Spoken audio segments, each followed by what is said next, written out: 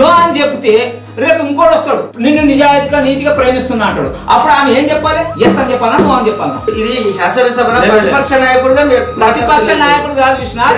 ఇక్కడ ఏమంటున్నావు అంటే అబ్బాయి అమ్మాయిని నీతిగా నిజాయితీగా ఎంతో ప్రేమగా ప్రేమిస్తే ఆ అమ్మాయి ఏమి చెప్పట్లేదు, ఎస్ చెప్పట్లేదు, నో చెప్పట్లేదు, ఎందుకు చెప్పాలని నేను అడుగుతున్నా. చెప్పకుంటే అబ్బాయికి ఎట్లా చేస్తారు? మౌనం ఉంటే మౌనం అంగీకారం అనుకుంటున్నాడు. ఎట్లా అనుకుంటాడు మౌనం?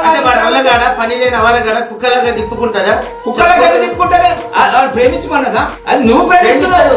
మరి ఎట్లా తెలుస్తుంది విషయం? అబ్బాయి వాడు దానికి మీరు సమాధానం చెప్పాలి. సరే వాడికి విషయం తెలియదు, నమ్మించి వాడుకొని వదిలేసేటానికి ఇస్తాంటదా? మరి ఒక అబ్బాయి అమ్మాయిని హృదయపూర్వకంగా నీతిగా నిజాయితీగా ప్రేమిస్తే ఆమె ఎస్ చెప్పట్లేదు, నో చెప్పట్లేదు, మౌనమే అంగీకారం అనుకోవాలన్నా? ఎంతవరకు సభకు చెప్పు. మీరు చర్చని పక్కదో పట్టించడం ఎట్లా పక్కదో పడుతున్నాము? నువ్వు ప్రేమకు పరీక్ష నువ్వు